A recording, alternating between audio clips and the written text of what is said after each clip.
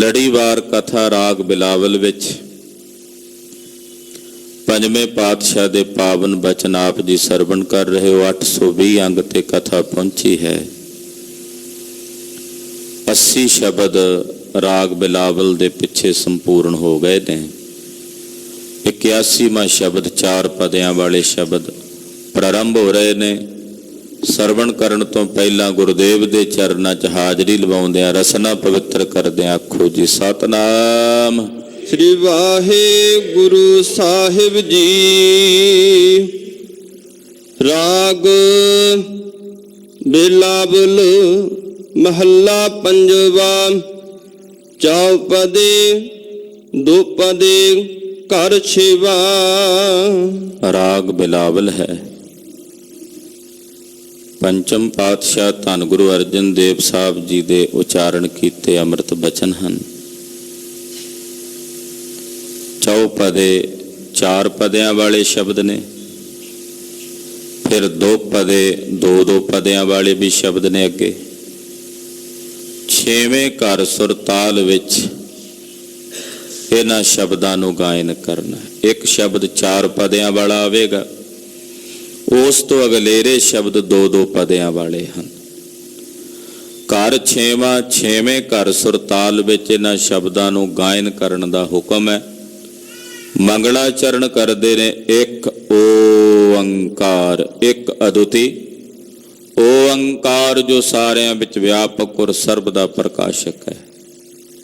ਸਤਿਗੁਰ ਪ੍ਰਸਾਦ, ਸਤਿਗੁਰਾਂ ਦੀ ਕਿਰਪਾ ਦੁਆਰਾ ਉਸ ਪ੍ਰਕਾਸ਼ ਰੂਪ ਪਰਮੇਸ਼ਰ ਦੇ ਸਰੂਪ ਦੀ ਪ੍ਰਾਪਤੀ ਹੁੰਦੀ ਹੈ। ਮੇਰੇ ਮੋਹਨ ਸਰਬਨੀ ਇਹ ਨਾ ਸੁਨਾਏ। ਇਹ ਮੇਰੇ ਮੋਹਨ, ਮੋਹਨ ਜਿਹੜਾ ਇਹ ਮੋਹਨ ਸ਼ਬਦ ਵਰਤਿਆ ਨਾ ਪਰਮੇਸ਼ਰ ਲਈ, ਬੜਾ ਪਿਆਰਾ ਸ਼ਬਦ ਹੈ। ਮੋਹਨ ਦਾ ਮਤਲਬ ਹੁੰਦਾ ਮੋਹ ਲੈਣ ਵਾਲਾ। ਜਿਹੜਾ ਸਭ ਨੂੰ ਮੋਹ ਲੈਂਦਾ ਉਹਨੂੰ ਕਹਿੰਦੇ ਨੇ ਮੋਹਨ। ਮੋਹ ਲੈਣ ਵਾਲਾ ਇਤਨਾ ਸੁੰਦਰ ਹੈ ਕਿ ਜਿਹੜਾ ਉਹਨੂੰ ਵੇਖਦਾ ਬਦੋ ਬਦੀ ਮੋਹਿਆ ਜਾਂਦਾ।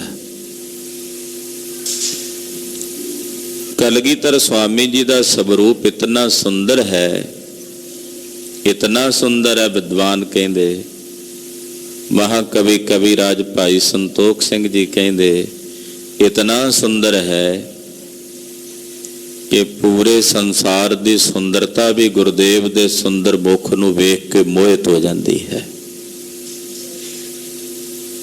ਮੋਹਨ ਜੋ ਮੋਹ ਲਵੇ, ਜਿਹੜਾ ਮਨ ਹਰ ਲਵੇ। ਜੇ ਸੈਦੇ ਖਾਂ ਨਾਮ ਦਾ ਪਠਾਨ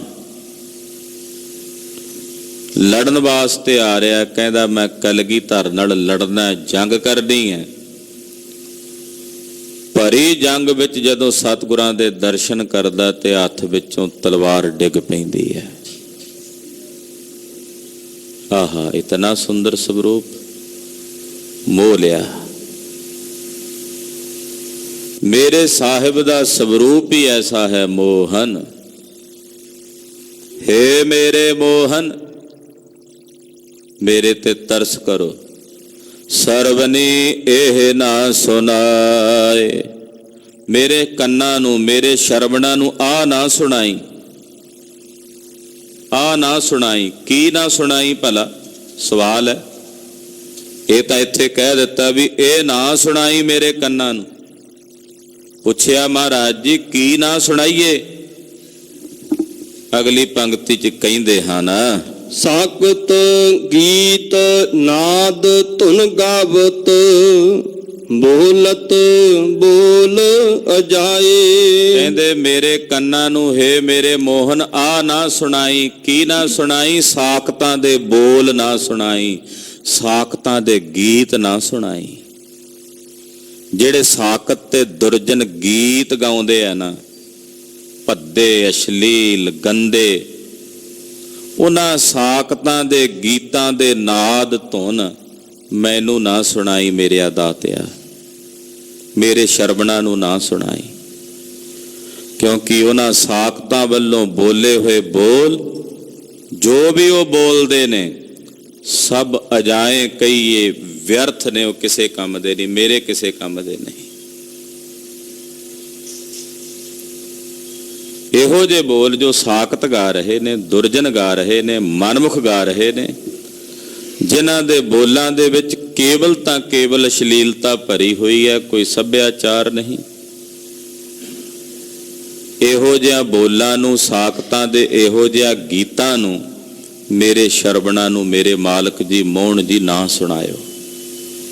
ਕਿਉਂਕਿ ਜਦੋਂ ਬੋਲਦੇ ਨੇ ਤੇ ਮੈਂ ਸੁਣਾ, ਉਹ ਜਿੰਨਾ ਚਿਰ ਬੋਲਣਗੇ ਉਹ ਸਮਾਂ ਮੇਰਾ ਅਜਾਈ ਜਾਵੇਗਾ।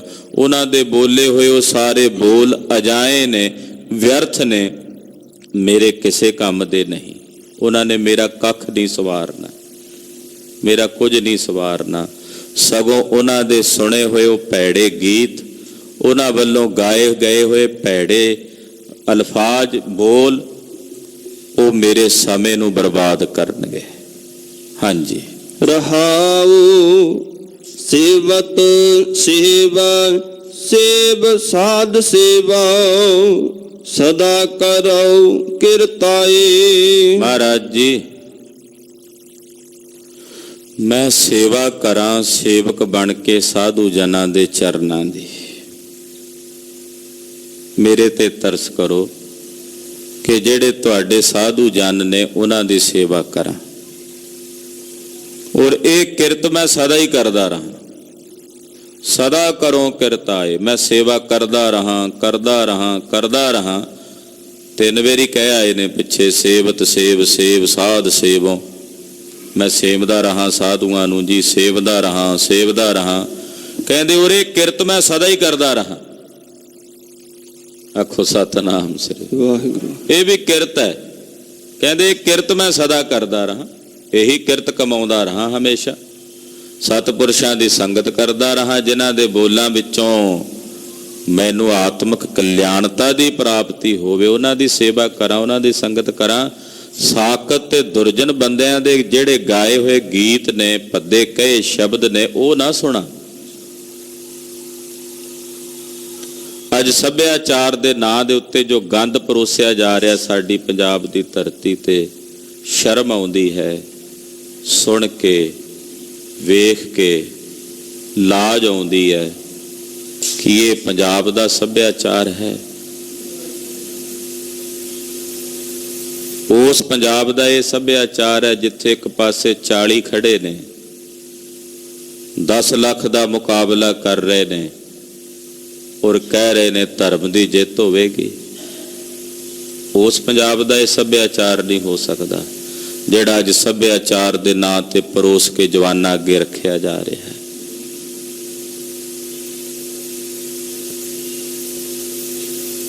ਗਰੀਬ ਨਵਾਜ ਪਾਤਸ਼ਾਹ ਕਹਿੰਦੇ ਇਹੋ ਜਿਹੇ ਗੀਤ, ਇਹੋ ਜਿਹੇ ਉਹਨਾਂ ਵੱਲੋਂ ਕਹੇ ਨਾਦ ਧੁਨ ਮੇਰੇ ਸ਼ਰਵਣਾ ਨੂੰ ਨਾ ਸੁਣਾਈ। ਸਾਧੂਆਂ ਦੀ ਸੰਗਤ ਕਰਾਂ, ਉਹਨਾਂ ਦੀ ਸੇਵਾ ਕਰਾਂ, ਉਹਨਾਂ ਦੀ ਸੇਵਾ ਕਰਦਿਆਂ ਕਰਦਿਆਂ ਇਹੀ ਕਿਰਤ ਸਦਾ ਲਈ ਕਮਾਵਾਂ, ਔਰ ਉਹਨਾਂ ਸਤਿਪੁਰਸ਼ਾਂ ਦੇ ਅੰਮ੍ਰਿਤ ਬੋਲਾਂ ਨੂੰ ਸੁਣਾ।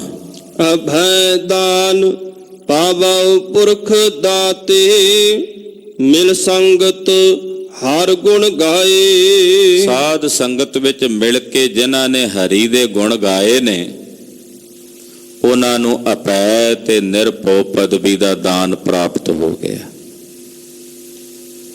ਉਹਨਾਂ ਨੇ ਉਸ ਅਕਾਲ ਪੁਰਖ ਦਾਤੇ ਕੋਲੋਂ ਨਿਰਭਉ ਪਦਵੀ ਦਾ ਦਾਨ ਪ੍ਰਾਪਤ ਕਰ ਲਿਆ। ਕਿਹਨਾਂ ਨੇ?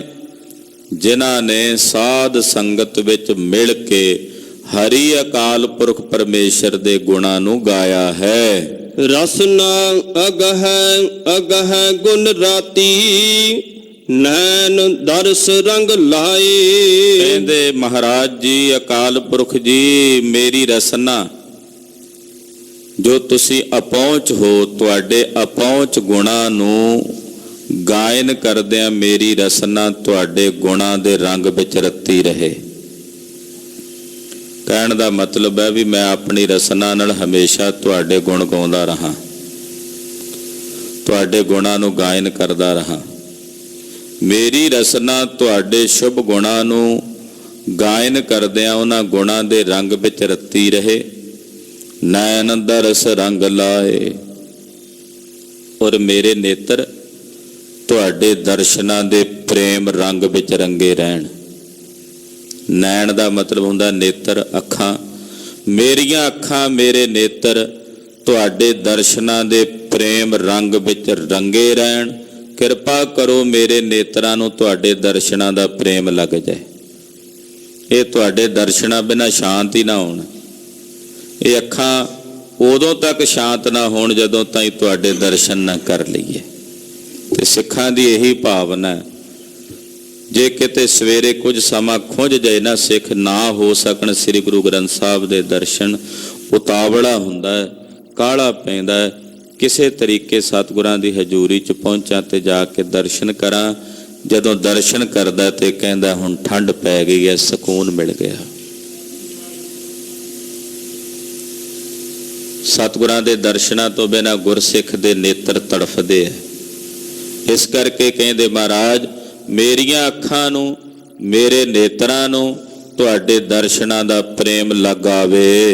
ਹੋ ਕਿਰਪਾਲ ਦੀਨ ਦੁਖ ਭੰਜਨ, ਮੋਹੇ ਚਰਨ ਹਿਰਦੈ ਬਸਾਏ। ਮਹਾਰਾਜ ਜੀ ਕਿਰਪਾਲ ਹੋਵੋ। ਹੇ ਦੀਨਾਂ ਦੇ ਦੁੱਖ ਭੰਨਣ ਵਾਲੇ ਸੁਆਮੀ ਜੀ, ਤੁਹਾਡੇ ਚਰਨ ਕਮਲ ਮੇਰੇ ਹਿਰਦੇ ਵਿੱਚ ਵਸ ਜਾਣ, ਇਹ ਤਰਸ ਕਰੋ। ਤੁਹਾਡੇ ਚਰਨ ਮੇਰੇ ਹਿਰਦੇ ਵਿੱਚ ਵਸ ਆਵਣ, ਇਹ ਤਰਸ ਕਰ ਦਿਓ। ਸਭ ਹੂ ਤਲੈ ਤਲੈ ਸਭ ਉਪਰ, ਇਹ ਦ੍ਰਿਸ਼ਟਾਏ। हे ਪ੍ਰਭੂ, ਮਨੁੱਖ ਦੇ ਸਰੀਰ ਦੇ ਅੰਗਾਂ ਵਿੱਚੋਂ ਸਭ ਤੋਂ ਨੀਵੇਂ ਨੇ ਪੈਰ। ਪੈਰ ਸਰੀਰ ਦੇ ਸਭ ਤੋਂ ਨੀਵੇਂ ਅੰਗ ਨੇ। ਧਰਤੀ ਉਹਨਾਂ ਪੈਰਾਂ ਤੋਂ ਵੀ ਥੱਲੇ। ਸਭ ਹੂੰ ਤਲੈ, ਪੈਰ ਨੀਵੇਂ ਨੇ, ਧਰਤੀ ਉਹਨਾਂ ਪੈਰਾਂ ਤੋਂ ਵੀ ਨੀਵੀਂ ਹੈ, ਤਲੇ ਹੈ। ਸਭੇ ਉੱਪਰ, ਕਹਿੰਦੇ ਉਹ ਮਿੱਟੀ ਕੈਸੀ ਹੈ ਵੀ ਜਿਹੜੀ ਸਾਰੀ ਜ਼ਿੰਦਗੀ ਮਨੁੱਖ ਦੇ ਪੈਰਾਂ ਥੱਲੇ ਰਹਿੰਦੀ ਹੈ। ਉਹੀ ਮਨੁੱਖ ਜਦੋਂ ਮਰ ਕੇ ਢੇਰੀ ਹੁੰਦਾ ਤਾਂ ਉਹ ਇਹਦੇ ਉੱਪਰ ਛਾ ਜਾਂਦੀ ਹੈ। ਪਹਿਲਾਂ ਪੈਰਾਂ ਥੱਲੇ ਲਤਾੜੀ ਰਹਿੰਦੀ ਹੈ, ਮਰਦਾ ਹੈ ਮਨੁੱਖ ਤਾਂ ਉਹ ਇਹ ਨਹੀਂ ਕਹਿੰਦੀ ਵੀ ਤੂੰ ਮੈਨੂੰ ਪੈਰਾਂ ਥੱਲੇ ਲਤਾੜੀ ਰੱਖਿਆ। ਡਿੱਗੇ ਹੋਏ ਨੂੰ ਫਿਰ ਆਪਣੇ ਆਗੋਸ਼ ਵਿੱਚ ਲੈ ਲੈਂਦੀ ਹੈ, ਫਿਰ ਆਪਣੇ ਕਲਾਵੇ 'ਚ ਲੈ ਲੈਂਦੀ ਹੈ। ਹੇ ਪ੍ਰਭੂ, ਮੇਰੀ ਦ੍ਰਿਸ਼ਟੀ ਇਹੋ ਜਿਹੀ ਬਣਾ ਦਿਓ ਕਿ ਮੈਂ ਸਭ ਦੇ ਚਰਨਾਂ ਦੀ ਖਾਕ ਬਣ ਕੇ ਰਹਾਂ ਤੇ ਕਦੇ ਆਪਣਾ ਆਪਾ ਨਾ ਜਣਾਵਾਂ। ਇਹ ਨਿਮਰਤਾ ਦਾ ਦਾਨ ਮੰਗ ਰਹੇ ਆ। ਮਹਾਰਾਜ, ਮੇਰੀ ਦ੍ਰਿਸ਼ਟੀ ਇਹੋ ਜਿਹੀ ਬਣਾ ਦਿਓ ਕਿ ਮੈਂ ਇਹ ਜਾਣਾ ਕਿ ਸਭ ਮੇਰੇ ਤੋਂ ਭਲੇ ਨੇ, ਸਭ ਮੇਰੇ ਤੋਂ ਚੰਗੇ ਨੇ। ਮੈਂ ਸਭ ਦੇ ਚਰਨਾਂ ਦੀ ਖਾਕਾਂ ਤੋੜੀ ਆ। ਇਹ ਬਿਰਤੀ ਜਦੋਂ ਸਤਿਗੁਰਾਂ ਦੀ ਹਦੂਦ ਆਈਏ, ਗੁਰੂ ਕੀ ਹਦੂਦ 'ਚ ਪ੍ਰਵੇਸ਼ ਕਰ ਜਾਈਏ, ਉਦੋਂ ਇਹ ਭਾਵਨਾ ਹਰ ਇੱਕ ਪ੍ਰਾਣੀ ਮਾਤਰ ਦੇ ਹਿਰਦੇ 'ਚ ਹੋਣੀ ਚਾਹੀਦੀ ਹੈ ਕਿ ਇੱਥੇ ਆਏ ਹੋਏ ਜਿਤਨੇ ਵੀ ਗੁਰਸਿੱਖ ਨੇ ਸਭ ਭਲੇ ਨੇ, ਮੈਂ ਇਹਨਾਂ ਦੇ ਚਰਨਾਂ ਦੀ ਧੂੜੀ ਹਾਂ। ਇਹ ਸਭ ਭਲੇ ਨੇ, ਸਭ ਚੰਗੇ ਨੇ। ਹਾਂਜੀ। ਅਭਿਮਾਨ ਖੋਏ ਖੋਏ ਖੋਏ ਖੋਈ, ਹਉ ਮੁਕਉ ਸਤਿਗੁਰ ਮੰਤਰ ਦ੍ਰਿੜਾਈ। ਮੈਂ ਆਪਣੇ ਅੰਦਰੋਂ ਜਿਹੜੀ ਅਭਿਮਾਨ ਦੀ ਬੋ ਸੀ ਨਾ, ਹੰਕਾਰ, ਜਿਹਨੇ ਮੈਨੂੰ ਸਾਰਾ ਕੁਝ ਗਵਾ ਦਿੱਤਾ ਮੇਰਾ, ਜਿਸ ਨੇ ਮੇਰੇ ਅੰਦਰੋਂ ਸਾਰਾ ਕੁਝ ਮੈਨੂੰ ਸੁੱਧ ਬੁੱਧ ਭੁਲਾ ਦਿੱਤੀ ਹੈ, ਖੋਈ ਹਉ, ਮੈਂ ਆਪਣੇ ਅੰਦਰੋਂ ਉਸ ਬਿਰਤੀ ਨੂੰ ਖੋ ਦਿੱਤਾ, ਮੁਕਾ ਦਿੱਤਾ। ਕਦੋਂ ਮੁਕਾਇਆ? ਮੋਕੋ ਸਤਿਗੁਰ ਮੰਤਰ ਦ੍ਰਿੜਾਏ, ਜਦੋਂ ਮੈਨੂੰ ਮੇਰੇ ਸਤਿਗੁਰਾਂ ਨੇ ਗੁਰਮੰਤਰ ਦ੍ਰਿੜ ਕਰਾ ਦਿੱਤਾ। ਜਦੋਂ ਗੁਰੂ ਨੇ ਮੈਨੂੰ ਮੰਤਰ ਦ੍ਰਿੜ ਕਰਾਇਆ, ਉਸ ਦਿਨ ਤੋਂ ਬਾਅਦ ਮੇਰੇ ਅੰਦਰ ਜਿਹੜੀ ਅਭਿਮਾਨ ਵਾਲੀ ਬਿਰਤੀ ਸੀ ਨਾ, ਹੰਕਾਰ ਦੀ, ਉਹ ਹੰਕਾਰ ਦੀ ਬਿਰਤੀ ਮੈਂ ਖੋ ਦਿੱਤੀ, ਗਵਾ ਦਿੱਤੀ।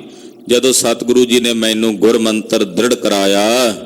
ਅਤੁੱਲ ਅਤੁੱਲ ਅਤੁਲ ਨਹਿ ਤੁਲੀਐ। ਮੇਰਾ ਸਾਹਿਬ ਅਤੁੱਲ ਹੈ। ਦੂਜੀ ਵਾਰ ਫਿਰ ਕਹਿੰਦੇ ਨੇ ਅਤੁੱਲ ਹੈ, ਤੀਜੀ ਵਾਰ ਫਿਰ ਕਹਿੰਦੇ ਨੇ ਅਤੁੱਲ ਹੈ। ਯਾਨੀ ਕਿ ਮਨ ਕਰਕੇ ਵੀ ਕਹੀਏ ਅਤੁੱਲ, ਬਚਨ ਕਰਕੇ ਵੀ ਕਹੀਏ ਹੈ ਸਾਹਿਬ ਤੂੰ ਅਤੋਲਵਾ ਹੈ, ਤੇ ਕਰਮ ਕਰਕੇ ਵੀ ਕਹੀਏ ਹੈ ਪ੍ਰਭੂ ਤੂੰ ਅਤੁੱਲ ਹੈ। ਨਹਿ ਤੁਲੀਐ, ਤੁਸੀਂ ਸੰਸਾਰ ਦੇ ਕਿਸੇ ਤੋਲ ਨਾਲ ਨਹੀਂ ਤੁਲਦੇ।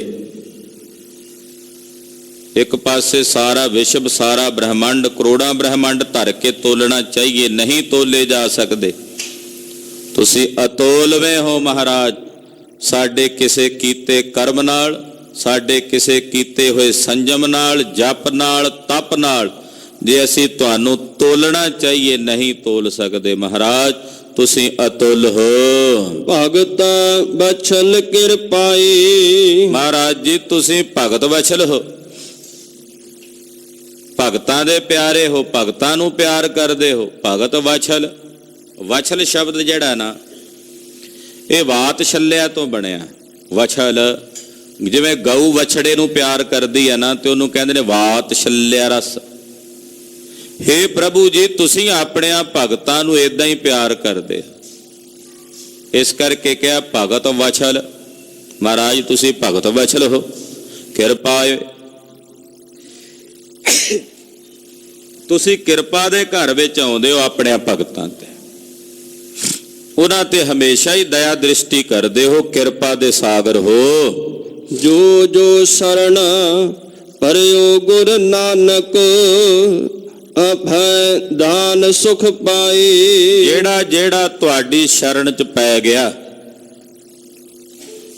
ਸਤਿਗੁਰੂ ਗੁਰੂ ਅਰਜਨ ਦੇਵ ਸਾਹਿਬ ਪੰਜਵੇਂ ਪਾਤਸ਼ਾਹ ਕਹਿੰਦੇ ਜਿਹੜਾ ਜਿਹੜਾ ਗੁਰੂ ਦੀ ਸ਼ਰਨ ਪੈ ਗਿਆ ਉਹਨੂੰ ਅਭੈ ਪਦਵੀ ਦੇ ਦਾਨ ਦਾ ਸੁਖ ਪ੍ਰਾਪਤ ਹੋ ਗਿਆ। ਅਭੈ ਪਦਵੀ, ਨਿਰਭਉ ਪਦਵੀ,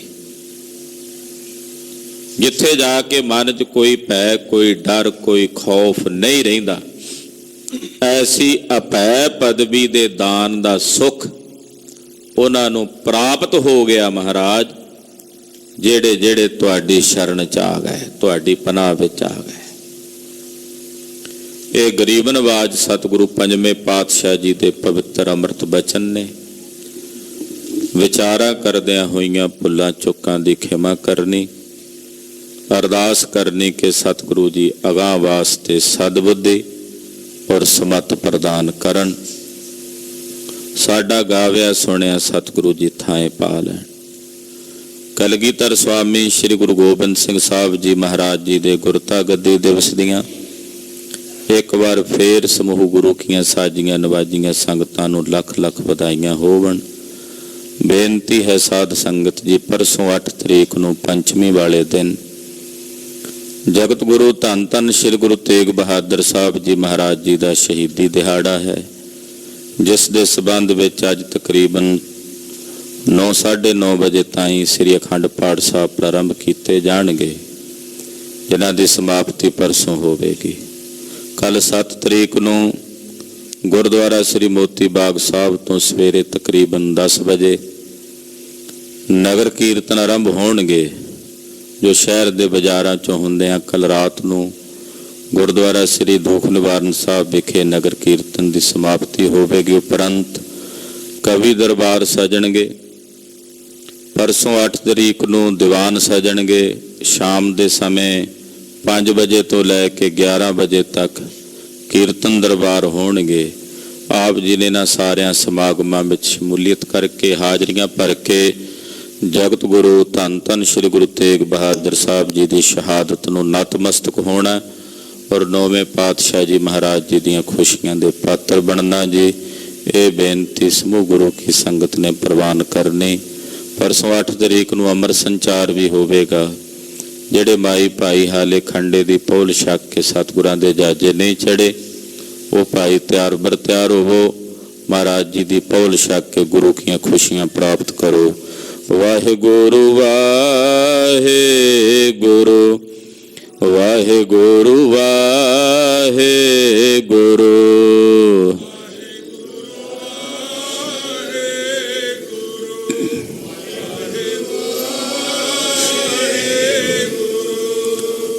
ਵਾਹਿਗੁਰੂ ਵਾਹਿਗੁਰੂ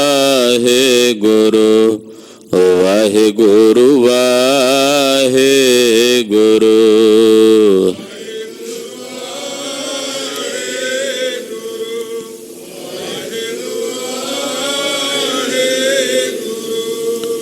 ਵਾਹਿਗੁਰੂ ਵਾਹਿਗੁਰੂ ਵਾਹਿਗੁਰੂ ਵਾਹਿਗੁਰੂ।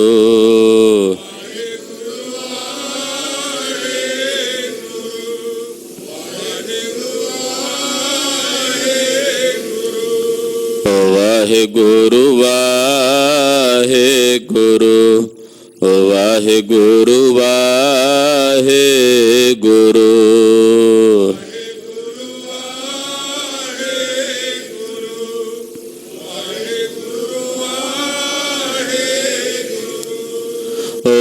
ਵਾਹਿਗੁਰੂ ਵਾਹਿਗੁਰੂ ਵਾਹਿਗੁਰੂ ਵਾਹਿਗੁਰੂ।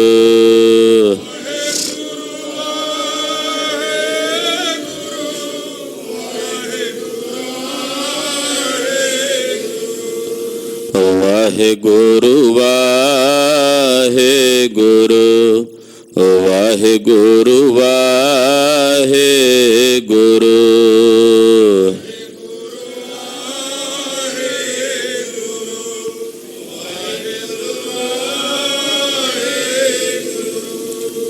ਵਾਹਿਗੁਰੂ ਵਾਹਿਗੁਰੂ ਵਾਹਿਗੁਰੂ ਵਾਹਿਗੁਰੂ।